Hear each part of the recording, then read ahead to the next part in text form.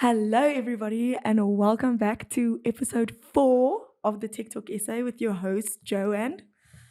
Your girl, Madlomo Omhle. Guys, disclaimer, I have flu. Winter is wintering her. Winter, yeah, it has me by. But The all show good. goes on. The show must go on. And we're here today with our exceptional guest, Sange. Yes. But don't speak yet. You've got quite an intro, right? Yep. Let me let the kids and the young ones know out there who you are. So Sange is currently a master's student at the University of the Western Cape. We're here today, and you'll hear the episode we're here for. It's for our tech startup episode. So this young man sitting in front of you is an entrepreneur. He also has a day job, so he's multifaceted, working on a lot of things at a lot of time while also completing his master's. So you'll hear through his journey, everything he's done while being a student. So have to commend him on doing all of those things. I don't know what I was doing while I was a student. I wasn't starting businesses. Extremely proud of him representing the Eastern Cape, but also a little bit of the Western Cape, Don't forget them down there. And he really is going to use his passion for community development and education. You'll see in the way he does his startups and also the way he drives his studying and his businesses. So extremely proud to have you here today, Sange. We really think this is an important episode because it's just about showing the youth other ways, especially in South Africa, that you can have a career and start your career. So entrepreneurship is really important. Sometimes not everybody has the opportunity to study or have done their studies, and entrepreneurship is a way for you to really guide yourself in South Africa to start a leaping platform. So proud to be able to speak to you. Welcome again. Thank you guys for having me, and greetings to the audiences. Let me first introduce myself. So I am Sange Mafinyongwana, originally from the Eastern Cape, Mthatha. Esipholeleyo. So ndithetha nomaya umagwa unxeko. Yep. So yeah, originally from the Western Cape. I'm originally from the Eastern Cape, and I grew up in Western Cape, where I did my primary, high school in Tandokulu, and then varsity in the University of the Western Cape. And that's where more or less the entrepreneurial spirit came from. So I've started a couple of businesses, and I think we're going to unpack that as we have the conversations, around 4 of them. So it has been an interesting journey, and you guys will get to know what has led me to more or less drive through that journey, and what are some of the key learnings and some of the failures that have been through this journey. So it's going to be quite interesting. You're saying 4 babies. Yes, 4 babies. Yeah. So what's for such a young man? Yes, imagine 4 babies. 4 entire pregnancies. So, who's your first baby? Tell us about that. Okay, so my first baby was wise career choices. So it started back when I was doing my second year in university. Right. So how it came about, let me just unpack the story. So I was studying at Tandokulu High School in Mowbray in Cape Town, and I was doing grade 12, and I had to apply for varsity, right? And I think the main challenge that we mainly faced as learners is the guidance, lack of guidance, and a clear career journey for you. So I was one of those learners who didn't know what they wanted to study. And I applied for the University of the Western Cape. I applied for complementary health science, more or less known as complementary medicine. So I applied for it, got excited. I was going to varsity. And then during the onboarding, more or less orientation at varsity, and I literally found that the course that I applied for was not necessarily complementary health sciences, Chinese medicine. Okay. So you thought you were going there to do health sciences. You thought, I'm going to be in the health field. Yep. And then you found out it's actually Chinese medicine. That's crazy. Yeah. And I literally found that during the orientation. I'm really registered. I'm like, yes, we're doing it. And now with the lecturers coming in, telling us what the course is about. Now I have to learn that I'm going to study acupuncture, Chinese medicine, herbal medicine. And that was even my first time knowing about that course. So I studied for a period of a year.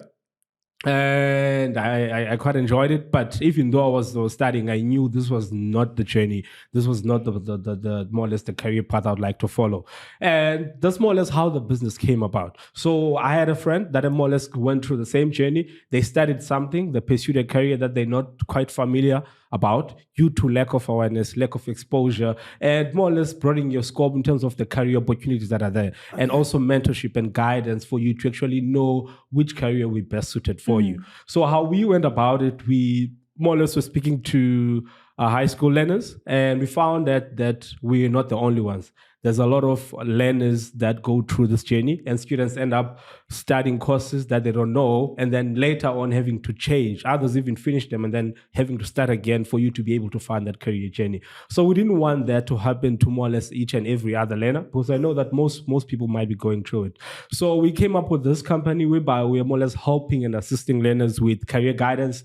We'll give them information that's very critical for them to know their career paths, what are they interested in, where do they see themselves in the next upcoming years, which subjects they need to do, which modules, which universities would be more or less ideal. And then the most important thing, what career paths, the availability of the jobs, the roles that come in within the specific career that you're looking for. And then after that, we more or less assist the learners with the applications. So we assist them with applying to 5 universities, 5 colleges, assist them and guide them throughout that whole journey to ensure that they understand what they're studying for. They know they have expectations of the modules that they're going to study. And at the end, what are the job opportunities that are available within that space? So yeah, we worked with over 100 learners that we placed. We worked with different schools, and it was quite a very fascinating journey to more or less be able to help the learners, and also to see the impact that you're doing, to more or less solve a problem that's affecting a lot of people. So were those learners paying for your services? Oh yes, most definitely. We're running a business, and in order for each and every business to be sustainable, Yes. you need to find a way of having revenue, right? So that you are able to scale it and help more people. So yes, we were charging. There was a fee for the services. Mostly parents were the ones paying for the learners, and then the learners will be guided through the whole journey. Okay, so I see we talk about this in past tense. Yes. So what happened to the baby? Okay, thank you. So that okay, just a disclaimer, that was the first baby that I had, Yes. and that was the first baby that failed. Okay. Right. So we ran it over a year. And the main reason why it failed, I think you guys might be interested in terms of why it failed. It didn't fail that because the business was not successful. It was successful. But the issue that I found that more or less all entrepreneurs go through this journey is team, right? Having a very good dynamic team to assist you in growing the business is quite essential. So we were students, 2 offers, studying at different universities. That was the University of the Western Cape, and my colleague was studying at Stellenbosch. So the issue that we were having that we only have 2 students. These are the first businesses, and we had quite a pool and number of learners who were looking at using our services. So we had limited capacity for us to be able to roll out the business. Hence, we took a decision. Okay, now let's take a pause, because now this is affecting our studies, and we don't feel like we do have capacity to more or less scale it over. So you seem like you've always had a very entrepreneurial spirit, right? Yep. What made you decide to actually go study and not just start a business? Or was it part of your plan to use what you had studied along with your entrepreneurial spirit to help you fund your to start your businesses? Why did you not just come out of matric? Okay, sounds like a bit of a silly question. We know in South Africa we all want to study. Yeah. But why did you not just think to yourself, okay, I'm very determined, let me just start a business? Why did you go ahead and study and put yourself through studying and starting a business? Okay, that's a very good question, and I think it's very important for us to unpack that, right? So even through the journey of entrepreneurship, so my journey is, you guys will see with most of the businesses that I've already started, it goes with identifying a problem, right? So I didn't wake up like, I want to start my own business. What am I gonna do? It was me being a problem solver, right? Which goes with studies. That's what you go to school to solve problems and come up with solutions. So how we went about is I faced a problem, and then I was like, what can I do To assist. to assist or to help these people, and then at the end making revenue out of it. So if you've noticed that the business started while I was still studying, that means I saw an opportunity while I was a student, and then utilize that opportunity to more or less make the most out of it, where the business side came in, and more or less me being able to assist other learners. So you'll see with all the businesses that I've already started, it's more or less identifying a problem and finding up with a solution on what can I do about it, and how can I monetize to more or less scale it and help more people. So it's not necessarily that you wanted to go study, it's that you find solutions through your lived experiences. So even if maybe you were doing something else, you would have lived an experience, and then you would have been like, okay, here's an opportunity for me to build and grow, of identifying it and actually putting action towards doing it. Yeah, I think that comes innate with me. The more or less the drive of saying, I see a problem, let's come with a solution. And more or less coming with your living experiences. What can I do out of it? How can I improve myself? How can I improve other people's lives? Okay, so it was the same thing with your second baby, which is everyone's favorite baby, Leno Kids. Okay, so let's go to the second baby. So the second baby is Leno Kids. So I think most of you guys should be quite familiar with Leno Kids. So what is Leno Kids? Why should we be? Yeah, I was about to say that. I was about to ask that. Is it because you're all over LinkedIn winning awards, Yeah, going it's to because, Nigeria, is it because you're going all over the globe with this baby? Tell us why. Okay, let me tell you why. So Leno Kids is a global company. Yes. It's being recognized all over the world. And it's been recognized for its innovative approach and the problem it's addressing the solution. So LenoKids is an AI-driven WhatsApp platform that more or less aims to improve the literacy crisis in South Africa. So we assist learners with the reading and writing exercises through a WhatsApp innovative platform, which is a chatbot. And it has made great accolades all over the world. We've been to Bangkok, Switzerland, Nigeria, more or less representing and showcasing the impact of and the opportunity that comes with the solution. So it must be very accessible. That's why you guys chose WhatsApp, right? Because we know in South Africa, WhatsApp, a lot of people can buy WhatsApp bundles. Yes. So we at least have that accessibility that platform has. So how do you see it scaling? How do you see it growing? Because literacy right now in South Africa is measured by whether someone can read and write in English, right? But sometimes it's easier for you to learn in your home language. So where are we going with Leno Kids? How is this baby growing? Okay. Yeah, that's quite essential, right? So let's take it back to the stats, right? So based on Stats SA, as it stands, 81% of grade 4 learners cannot read for meaning. So that's the literacy crisis that we're facing. And they cannot just read for meaning only in English, in all languages. So that's the crisis that we're facing. So in terms of scaling, we more or less looking at making as you've mentioned, that it's quite accessible. It's WhatsApp. Everyone has WhatsApp. So the issue of access, we've already simplified it by utilizing the already existing platform of WhatsApp. So now the main aim is that the platform is accessible in English, and we want to scale it and make it accessible in all languages. So that means you can learn in Xhosa, Zulu, all indigenous languages will be more or less on the platform. And the interesting part is we want, the platform is aligned with the school curriculum. So you can, more or less, you can use it in the schools. The teachers in the schools can more or less use it to assist the learners with their learning. Even when you're at home, you're hanging out with your children, you can more or less use the platform to help and guide your learner throughout the platform. And it's with an aid of a robot friend. That means you don't need someone or a teacher to more or less guide you. A learner can use the chatbot, say hi to Leno, and have an interesting journey on a conversation based for them to be able to learn. So what's the WhatsApp number for Leno and what's the website for Leno? Okay, perfect. So how you get access to Leno, there's two approaches through our website. So you go to www.lenokids.co.za. That's LENO. My spelling just went up the window. Okay. But it's You definitely need Leno Kids. Yeah, most definitely. But that's LENO Kids. Yes. Perfect, yeah. LENO LenoKids. You go to the site, you're going to see a Get Started button. Immediately when you click on that Get Started button, it's going to take you to our WhatsApp chatbot. And then you say hi to Leno and enjoy the learning experience. Okay. Or the other one is more or less going through your cell phone number, typing in this number 061 754 1375. And then you'll be able to enjoy the learning experience of Leno. Okay, so when it comes to team dynamics, what has been different between Leno and your first baby? Okay. So as I've mentioned that for each and every entrepreneur, more or less when you're starting it, it's very essential to be quite very clear about the team or the people that you're going to work with. The vision has to be clear. The people must be committed, and there has to be passion within what you guys are doing, or else the businesses will fail. Because what I found out is most businesses don't fail just due to funding. Most businesses fail due to team dynamics. If you don't have a strong team and you don't build that foundation from the ground up, it's going to be very difficult for you to scale and sustain your business. So how we went about it is we were part of a digital innovation challenge.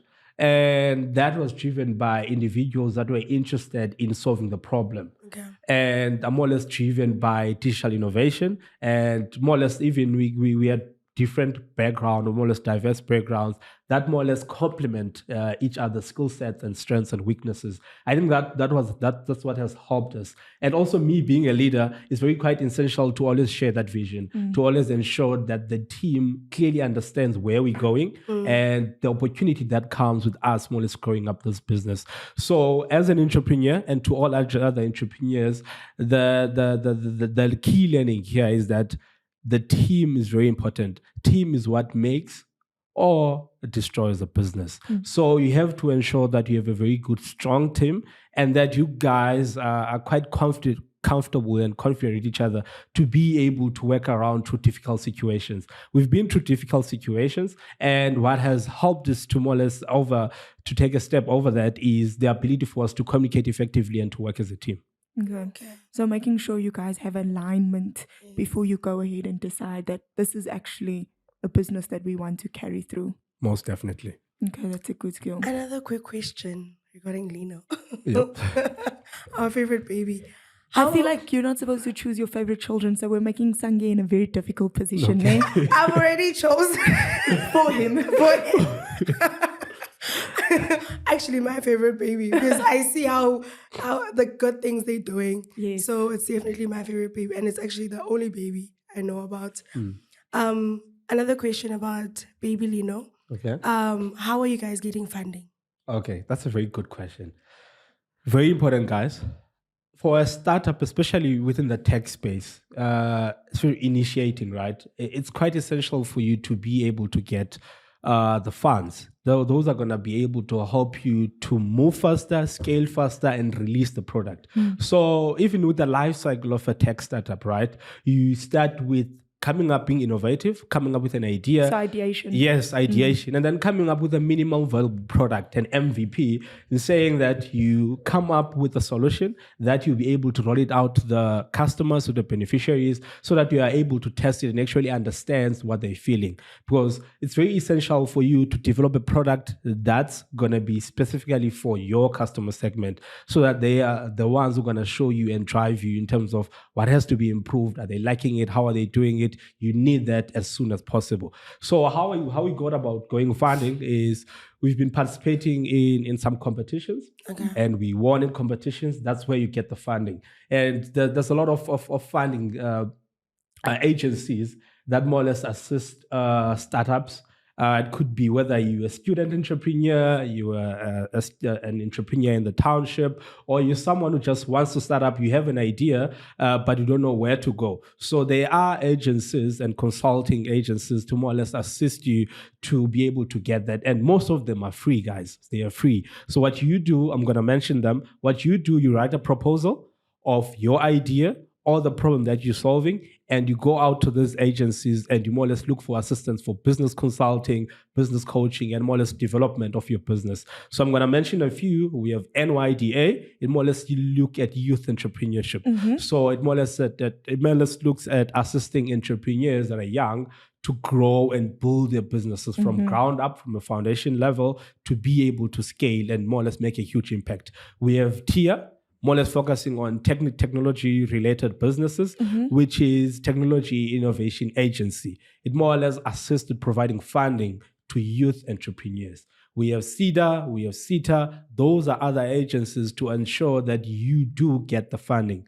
As I've mentioned, it's free.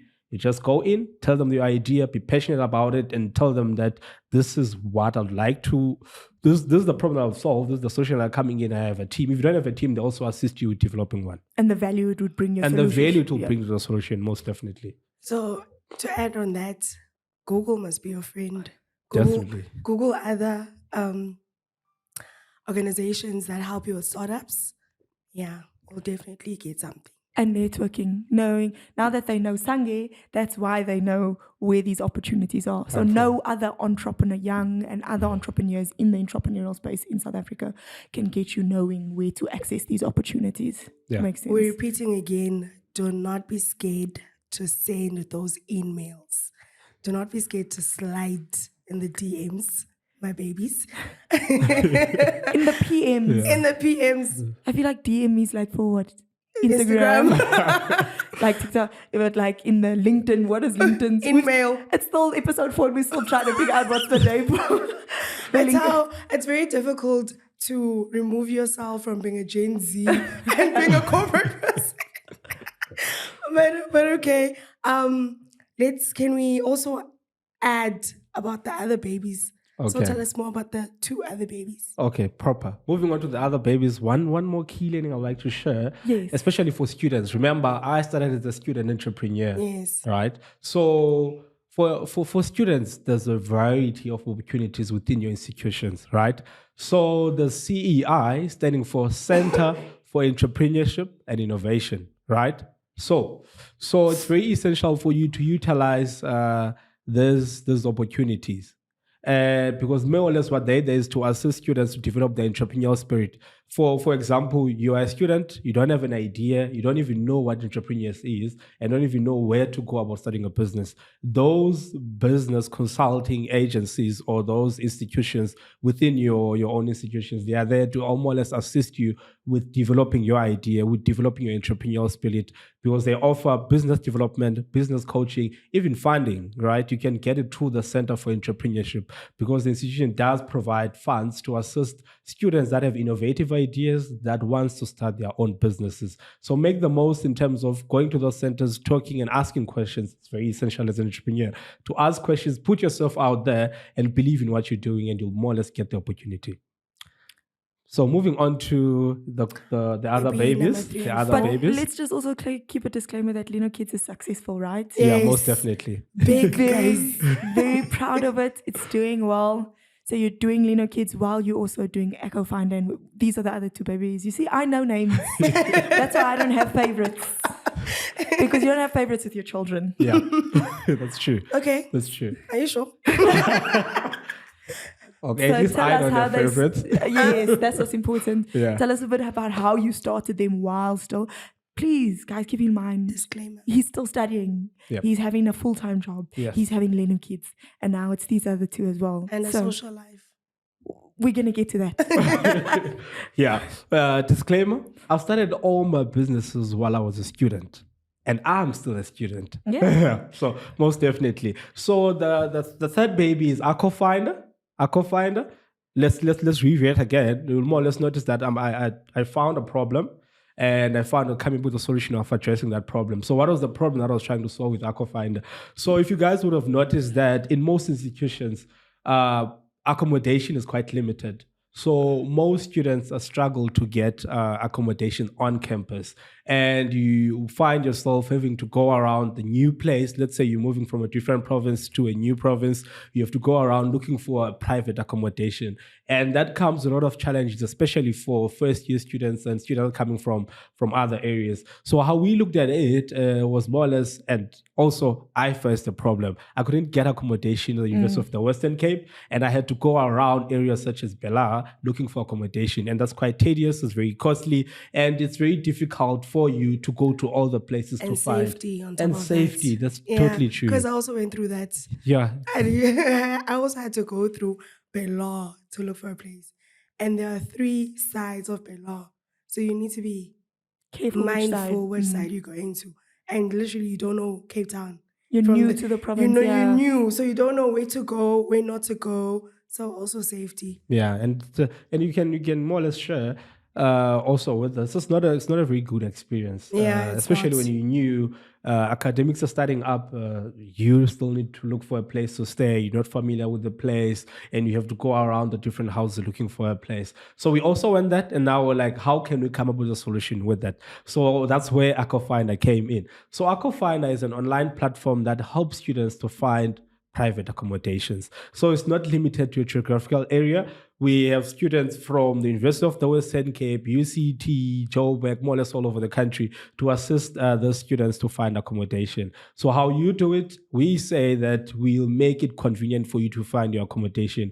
With just a click of a button, you can book an accommodation, and we have a wide variety of private accommodations that you are able to more or less book. You can book to do the visits. If you are happy, there's videos, there's pictures on the website for you to be able to make the access. So we also utilize social media platforms such as Facebook. We have a Facebook page with over 1,000 followers in terms of the impact that we're doing. We have Instagram and also have WhatsApp to more or less make it much more convenient and easy for students to find private accommodations. Quick question. So do you guys verify these accommodations before you advertise them or show them to students? Most definitely. So how we work about it, we work with financial aids.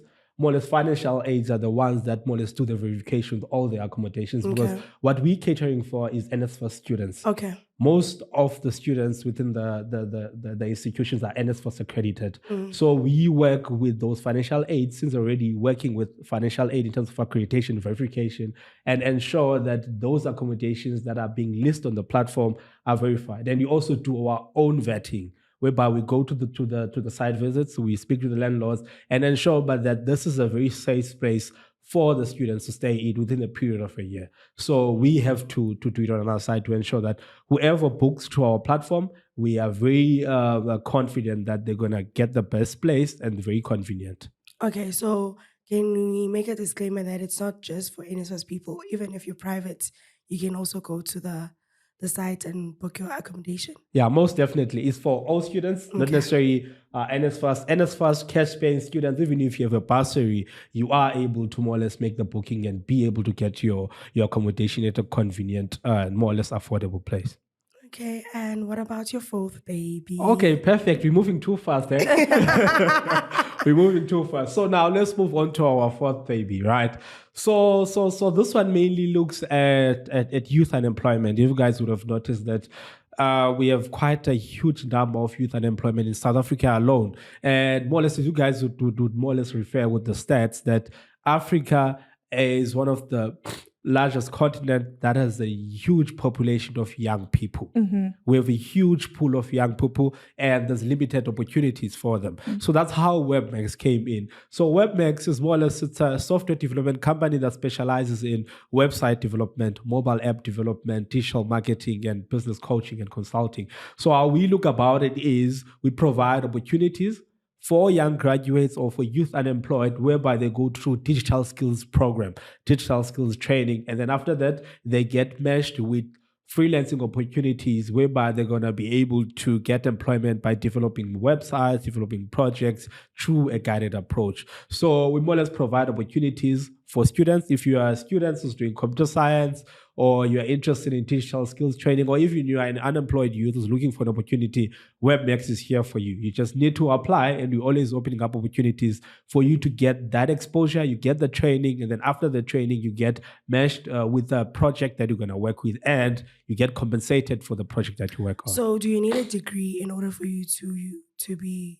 No, because you can go through the skills training, Oh, right? okay. Good one. That's what I'm getting, yes. Yeah, yes. So I can be unemployed, or I can come out of matric. How old do I need to be? Can I just have my high school? And I'm saying I really am interested in digital skills training. Then I come to WebMax and I start the training session. Most definitely. Okay. So we catering for everyone, right? Okay. Because youth in unemployment is quite a critical issue, and we want to look at it in all facets. That's hence we provide opportunities. Either you are still a student, you're looking for an intern, you're looking for to build your portfolio to a hands-on experience so that you are competent for the workspace. WebMax is here for you. You are youth, you are a metric. Leno, just complete your metric. You're not doing anything. You're looking for opportunities. You can come in. We're going to teach you the digital skills as long as you are interested to learn and you are willing to open yourself to learn. You're going to go through the training, and then after the training, you're going to get the opportunity, get the experience. That's more or less going to assist you also to be much more competent and to have work experience to be able to apply for more opportunities. Okay, so that's great. So essentially, I can just come to a space where I can learn. And that's the great thing about tech, right? You can build a portfolio and you can go to employers and say, listen, I might not have a degree, but I've done the certification and this is the portfolio of work I am capable of doing. And you're giving them the opportunity to say, I've also done this for a client or a stakeholder. So it's proving as valid to seeing like, this is the work that I've done. And then you can go on and like get which other job if you're interested in growing your career from that point. Yeah. It's a great opportunity that you've started. But how did you see that? Because you said it's out of your lived experiences, right? Proper, yeah, proper. So how safe that is, more or less, me as a student again, I've been studying with quite a number of students, and what I found out is we're going through, most students will relate to this, a lot of CVs, applications, a lot of rejections, interviews after interviews, and the same question. You don't have enough experience. Yeah. You don't have enough experience. Which projects have you done? I'm a student. I was just studying. I didn't even get opportunity for me to build that. That's the issue that we're facing. The industry is looking for people that are equipped, people that are able to show that I can actually do the work besides the degree. Yeah. Besides, that means you have to be involved with projects. You have to put yourself out there, create your own portfolio, especially with the tech space. So you need a portfolio of projects of what you've done so that the industry would more or less see the opportunity that you can come in. Especially now looking at digital transformation and the fourth industrial revolution, digital skills are very essential. Digital skills are very essential, and you need to equip yourself while you're a student, while still young, through initiatives such as WebMax. So to my experience is more or less looking for job opportunities while I was still a student, and it was a bit of a struggle. And other young graduates that are still looking for opportunities, but they don't have that enough of experience for them to get opportunities. Hence, we were like, team, let's come up with a solution. Okay. We are computer science students. We know we are capable of what we can do. Yeah. How about we start our own business that's going to provide opportunities for the rest of our colleagues or for the rest of the students, for them to be able to develop themselves, develop the skills, and to be able to be competent and have a portfolio for them to get the job opportunities that are available. So one thing that's worked in your favor is being a computer science kid, Yes. Most right? definitely. Because it also sounds like if someone else would come and like create these solutions, they'd have to do a lot of the dev work behind the scenes, right? So I Yeah. suppose you guys are doing that. You're actually building your solutions as well. You don't need to hire someone to do that. Yeah. Wow. The must be interesting nice. thing is, all of my businesses are tech businesses. Yes. All of them, they are tech businesses. So it's more or less me using my skill set Yes. and my networks to be able to come up with the solution. So Highlight networks. yes, most Please. definitely. Most definitely.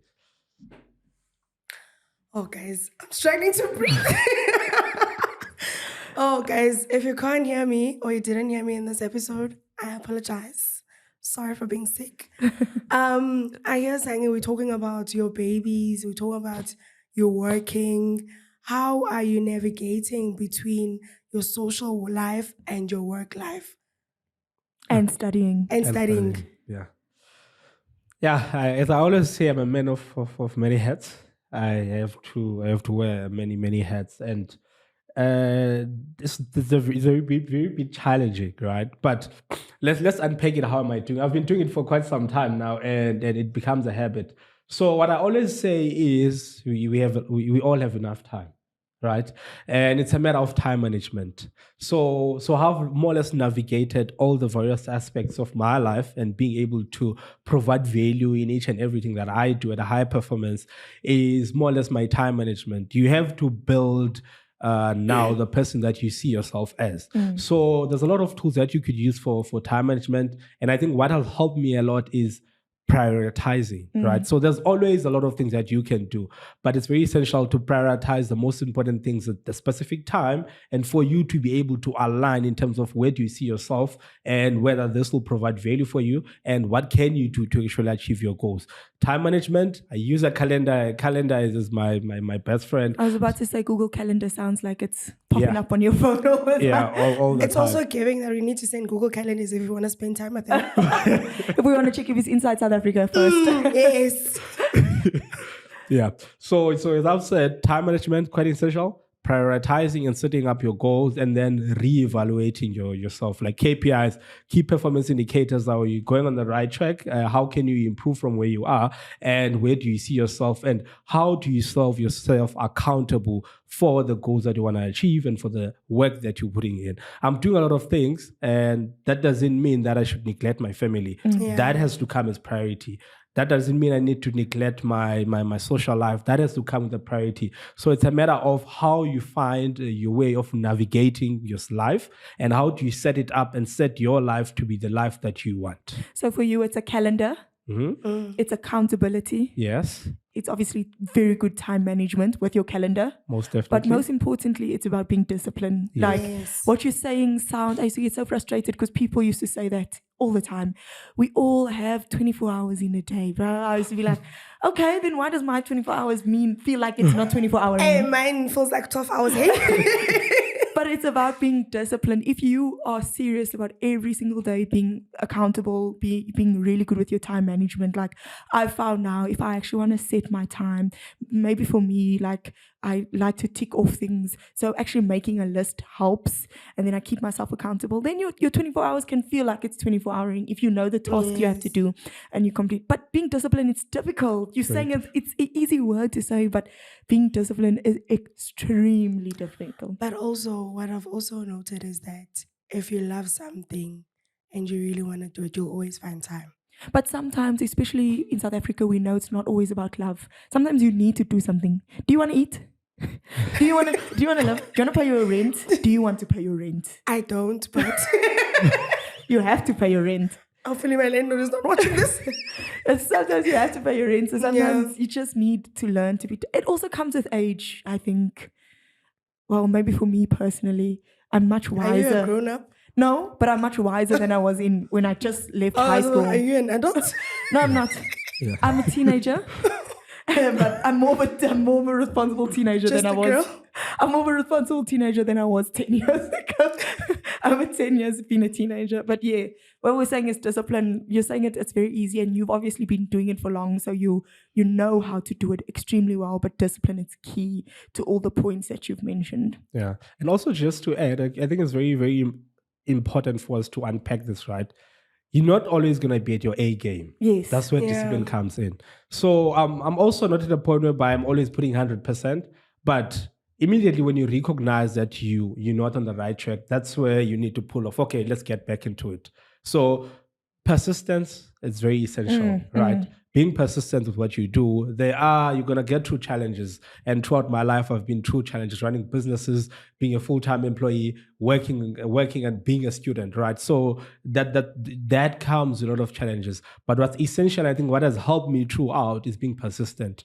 It's very important for you to be persistent with what you do, even though you go through challenges, but always have to come back, put yourself up and like, let's try one more time. Let's do it one more time. And then it's going to become a routine in such a way that you are just so tolerant with all the challenges because you've built this person that's so disciplined and to more or less develop yourself to be able to accomplish everything that comes through your way. Resilience. Resilient person. Yes, I love that. proper. I feel like South Africa, I always say that, but I feel like South Africans are resilient people, so we can do that. We're faced with like so many things that we have to continuously pick ourselves and go again.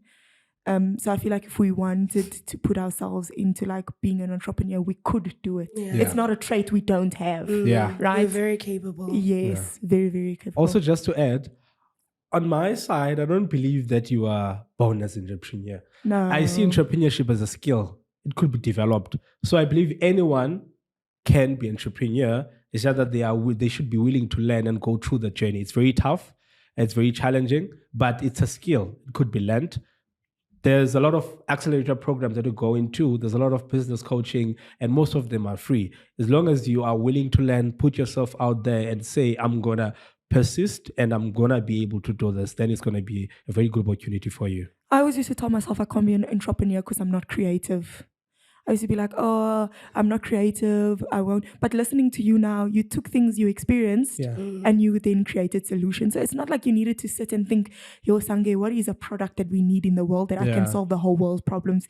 So it is, like you're saying, if you actually want to learn and you want to take your lived experiences and make a solution out of it, it is possible. You don't need to come up with the first ever iPhone, you know, so something that's out of the world that you can actually start at home, at community, which is great. So final question, guys. I think we need to wrap up. Okay.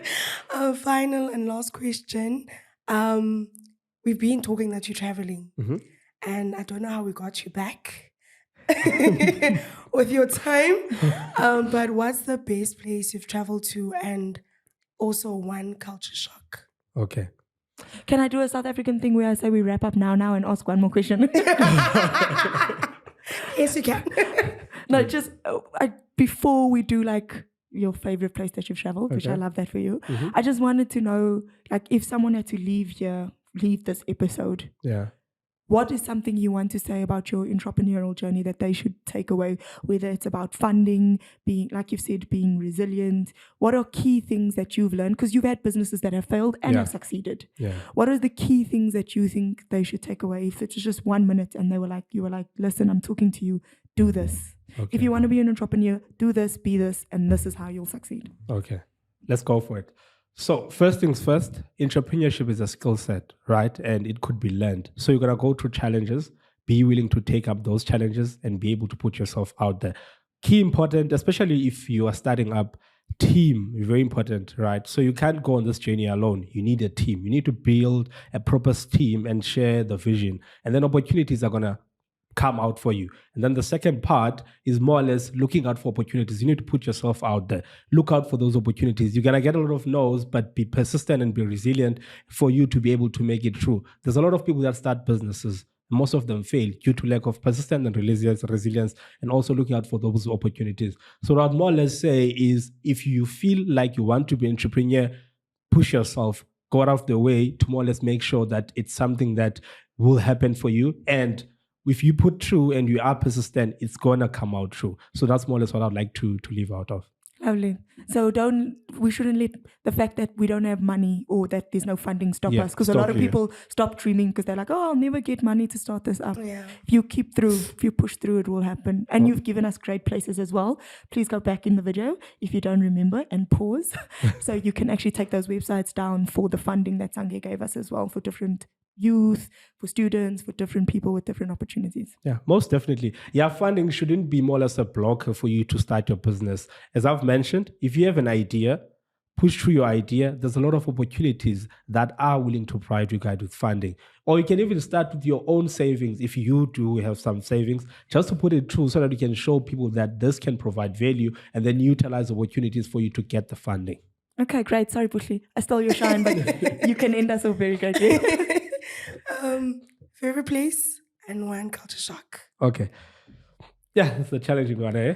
I've been actually favorite and worst place. And worst? No, I can't do that. People will cancel you. Okay. Just first. Yeah. The favorite place that I've traveled to abroad, it has to be Switzerland and Geneva. Switzerland is beautiful, guys. Switzerland is very beautiful. It's aesthetically pleasing. It's very nice. The people are nice. It's just a different world. So yeah, my favorite place is Geneva, Switzerland. How's the transportation systems like? Very organized. Like, very organized. It's very timely, hey? Very timely. Everything is very timely.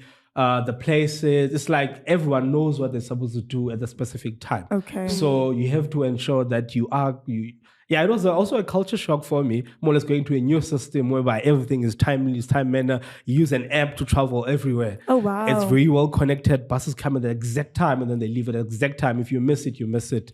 So it's a very, very good exposure for you to go with. So if you'd like to go to visit a country abroad, I'll say go to Switzerland. It's very beautiful.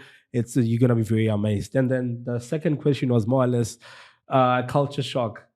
My culture shock was food, guys. Yeah, guys. Food. South Africans have a very good food, right? Guys, we have very, very, very good food. I remember when I was in Switzerland, I was looking for our chisanyama. I was looking for our favorite meat. But it's quite very different. And I had to adapt to more or less the different cultures and the food that they offer. But yeah, South Africa, we have good food. It's no place like home for food. Literally your mother's house. Yes. Most definitely. Oh, thank you very much, Sange, for joining us. And my beautiful tech people and non-tech people. So I just lost my words. Thank you for coming and staying tuned with us for episode 4. It's been great. Thank you for bearing with Bushle's wintering flu. Oh, yes. And I also wanted to add, we are reading your comments. We are looking at the networks you want. So stay tuned. It's just beginning. Yes, we'll give you what you want. Okay, and don't forget to like, comment, subscribe, and switch on that notification bell so you can see when the next episode is being released. We want you guys to stay in tune. And always, we're going to end with someone new we've added to your network, Sange. Don't forget to go connect on LinkedIn. Do not forget to send those emails. Please do not be discouraged if people are not replying to you. One day, guys, I will show you my LinkedIn messages when I was a student. People were also not replying to me, but that didn't stop me to continue sending those messages. Like Sange says, you get a lot of no's before you get that one yes, so never give up. Thank you, guys. Bye. Bye. Bye.